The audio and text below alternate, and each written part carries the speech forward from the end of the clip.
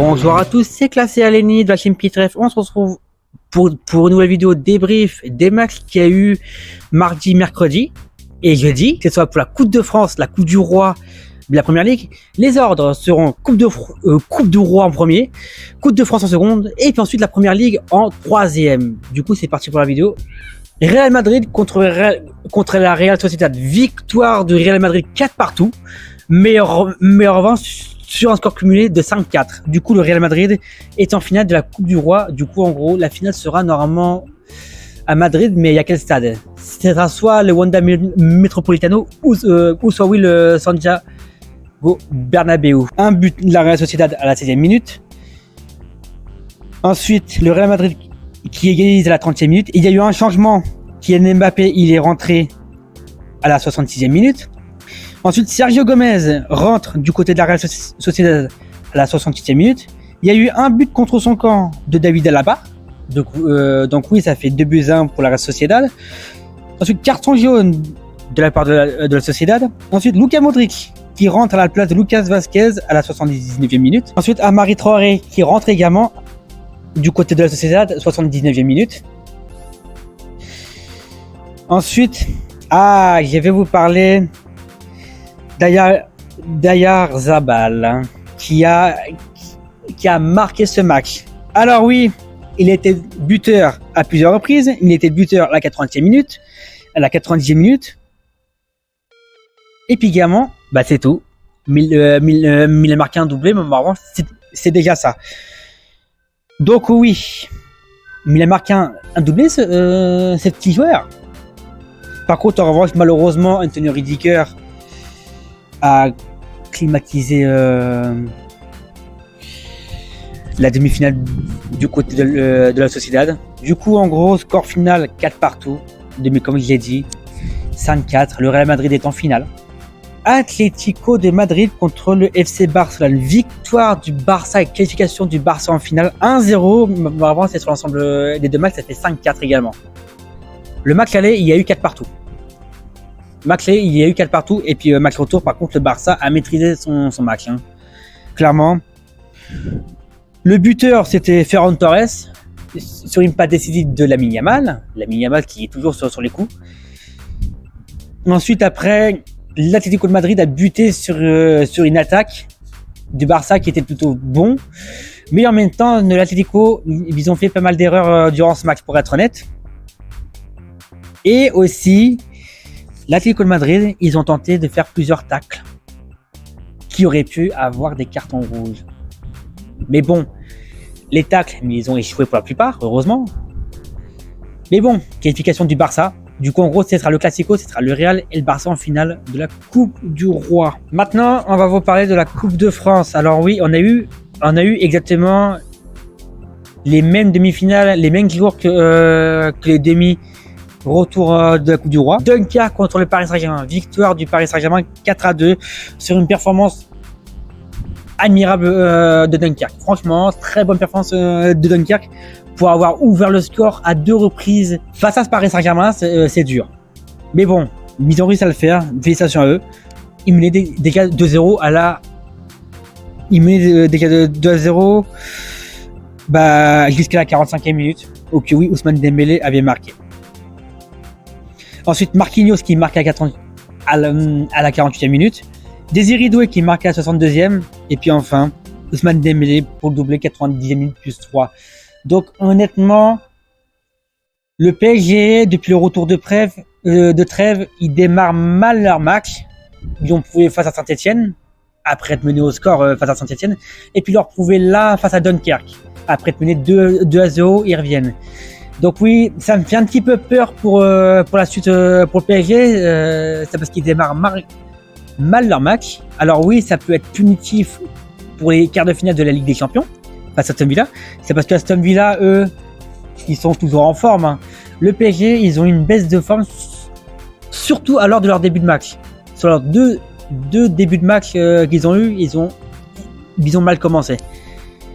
Mais sinon, victoire du PSG qui rejoint le Stade de France. Cannes contre Reims. Victoire de Reims de 2-1. Avec pareil Cannes qu'ils ont fait un match, qu'ils ont tenté des choses, qu'ils ont réussi à égaliser. Donc oui, Cannes, ils auraient pu un petit peu plus pousser. C'est leur seul reproche, ce que moi j'aurais pu leur faire, c'est qu'ils ont un petit peu ralenti le jeu, je trouve. Pour moi, je pense qu'ils auraient pas dû ralentir le jeu. Pour moi, ils auraient dû continuer à garder la pression. C'est parce que malheureusement, Reims, ils ont profité de cette baisse d'énergie pour pouvoir marquer ce second but. Performance admirable de la part de Cannes depuis le début de ces Coupes de France qui sont quand même arrivés en demi-finale. C'est pas rien non plus. Et puis félicitations à Reims qui vont retrouver le Paris Saint-Germain au Stade de France. Et maintenant, on va vous parler de la PL, Première Ligue. 30e journée. Ça passe super vite. 30e journée de Première Ligue. Il reste plus que 7 matchs. On est parti. Arsenal contre Fulham. Victoire des Gunners 2-1. Fulham. Comme dirait un Spurs, ils sont pas très réguliers. Ce qui est vrai. Mais bon, ils gagnent des matchs. Ils sont quand même dans le top 10 pratiquement. Enfin, ils sont même dans le top 10. Mais quand même, ils sont pas assez réguliers à mon goût. Ensuite, Wolverhampton contre West Ham. Victoire de Wolverhampton 1-0. C'est bon pour vous? Nottingham Forest contre Manchester United. Victoire de Nottingham Forest 1-0. Performance de Nottingham Forest. Plus de la défense. Hein. Beaucoup de défense. Anthony Elanga qui marque à la 5e minute. Manchester, franchement. Vous avez déconné. Donc, je vais le dire. Quand moi je dis que Nottingham Forest, ils ont joué bas, c'est que c'était pas des conneries. Ils ont joué assez bas et surtout il y a eu un sauvetage en fin de match. Le pied, je sais plus c'était quel joueur, il y a un pied d'un défenseur qui a dégagé la balle sur la ligne. Alors oui, au début j'ai cru que la balle était dedans, mais en fait pas du tout. Et sinon il y a eu des cartons jaunes de la part de Nico Williams, Christian Eriksen, Garnacho, Casemiro, Harry Maguire qui loupe une tête. Mais bon, on n'en veut pas, c'est pas l'attaquant. Voilà quoi, Nottingham Forest qui vole en Ligue des Champions littéralement. Ils volent en Ligue des Champions les mecs. Ensuite, Bournemouth contre Ipswich Town. Victoire d'Ipswich 2-1. Ipswich Town a éteint Bournemouth après avoir mené 2-0 pendant une partie du match. Et puis après, Bournemouth qu'ils ont réussi à marquer grâce à Evan Nilsson. Ensuite, Brighton contre Aston Villa. C'est une démonstration des Villains, 3-0. 3-0 en plus Marcus Rashford qui marque. Alors oui, ça fait bizarre de dire Aston Villa et puis Marcus Rashford encore. C'est parce que lui, c'est l'ancien de Manchester United. J'avais l'habitude de dire Marcus Rashford buteur, mais du côté de Manchester. Mais bon. Marcus Rashford qui marque en premier. Ensuite, on a eu Asensio, l'ancien du Paris Saint-Germain qui marque également. Et puis également, le dernier buteur, c'est Malen qui marque à la 90e minute plus 10. C'est parce qu'il y avait environ 12 minutes de temps additionnel. Alors, la FIFA, quand est-ce que vous allez arrêter de mettre des temps additionnels abusés, genre 10 minutes, 12 minutes, voire même 15 des fois? C'était 17 une fois en première ligue. C'est un truc de fou, 17 minutes de temps additionnel. Donc oui, je trouve ça un petit peu abusé, 12 à 10 minutes. Ensuite, Newcastle contre Brentford. Victoire de Newcastle 2-1. Southampton contre Crystal Palace. Un partout. Avec un match fantastique des Saints. C'est étonnant de dire ça, mais c'est la vérité. Après un match super de Southampton, dommage pour eux, c'est que Crystal Palace, ils ont réussi à percer la défense, mais sinon, Southampton faisait un super match, honnêtement. Liverpool contre Everton, victoire de Liverpool 1-0. Liverpool a maîtrisé son match.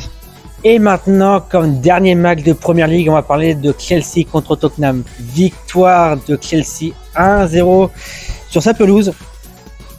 Tottenham a quand même bien joué, malgré qu'il y a eu quand même beaucoup de failles. Bon, c'est une défaite assez anecdotique, mais au final, ça reste une défaite. Et surtout, la saison de Tottenham reste anecdotique cette saison. C'est parce que, comme l'a dit beaucoup de monde, c'est la pire équipe de Tottenham de l'histoire. Enfin, l'une des pires. Oui. C'est parce qu'il y a 30 ans, Tottenham, ils ont fait pire. Ils ont fini 15e. Merci à vous d'avoir suivi cette vidéo. Donc oui, n'hésitez pas à suivre nos différents réseaux sociaux, que ce soit perso ou pro. Donc oui, tout sera affiché à droite de la vidéo. C'était très cool d'avoir tourné cette vidéo comme d'habitude avec des maîtres. Yeah. Donc voilà, merci à vous. N'hésitez pas à mettre le pouce bleu, le commentaire et évidemment l'abonnement, c'est très important pour nous. Donc merci à tous et puis à la prochaine tout le monde.